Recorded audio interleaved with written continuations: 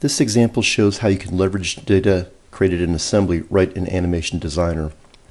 If we take a look at this assembly, it's made up of discrete parts, piston, connecting rods, so on and so forth, and it even has a complete set of constraints to lock everything together.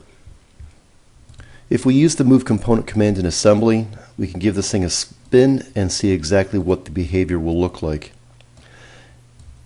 It's this behavior we want to duplicate in Animation Designer without having to create all the joints and so on and so forth. So what we're going to do is bring it right into Animation Designer and leverage everything automatically. So if we go to the Animation Designer Navigator, we have no objects in here created like rigid groups and so on and so forth. There's a command up here on the top ribbon bar called Adopt Assembly Constraints or Joints. If you just click that, it will show you exactly what you can bring in.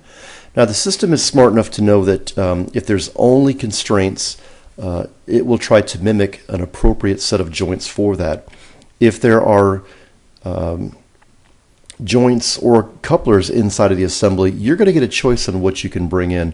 Maybe you only want to bring in the joints, maybe you want to bring in everything. You have that choice. So a little background on how this system works here is Animation Designer will look at the degrees of freedom for a component and apply an appropriate joint for that. So for example, the fixed joint, the small blue part, was fixed in assembly, so we'll be able to fix that because there's no degrees of freedom. The piston is a sliding joint because it only has 1 degree of freedom to move up or down. So that's how the system works in bringing in data such as constraints from assembly. All right, now that that's complete, we can expand our navigator. We can go to rigid group color. All of these were created automatically.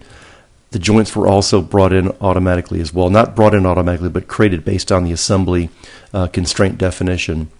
Now it's just a matter of taking like a speed motor, applying it to one of these joints, giving it a speed, and hitting the play button to get the animation to work. So the important thing to note here is we're not reusing the constraints, we're building the best possible joint network based off the degrees of freedom of a part.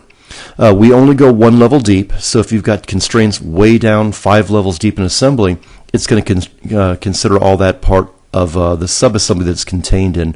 Much like how the assembly solving process works, we're duplicating that general behavior.